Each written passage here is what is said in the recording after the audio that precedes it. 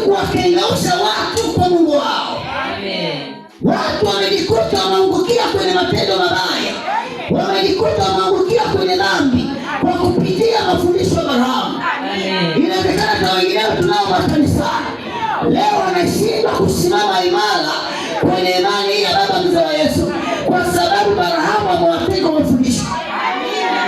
Wanashindwa kutii sauti ya Jesus inayotamkwa kwenye kinywa cha mzee wa Yesu. Mzee wa Yesu akiwafundisha ukweli, wao wanaupinga. Mzee wa Yesu akiwaeleza ukweli, wao ukweli wanaupinga. Watu makanisa walishaangukia kwenye dhambi kwa ujanja wa Balaamu, lakini kwa huruma yake Jesus leo anakurejesha, leo anakurudisha. Wewe ni mtoto wake, na kama yakurudisha leo kwa kujulishwa madhara ya Balaamu, inakupasa usimame imara. Usirudi tena nyuma, simama imara.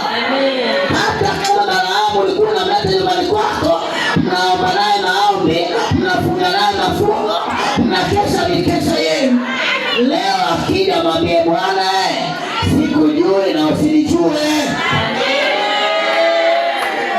Haleluya. Mwambie sikujui na usinijue. Biashara na wewe imeishia leo. Nimepata fundisho kutoka kwa nabii mwonaji wa kimataifa baba mzee wa Yesu.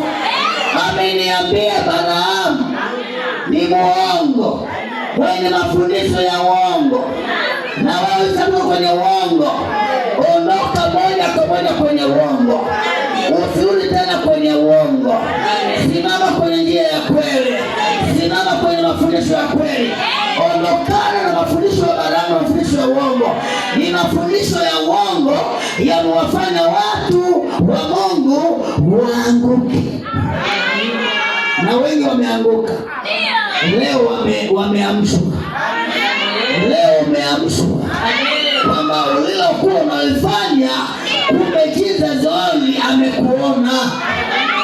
Unahangaika na kina Balaamu, wanakupa pewa kina Balaamu, wanakule na mabibilia makubwa, wakiomba pale sala ndefu, wakijifanya watakatifu, kumbe ni mashetani tu.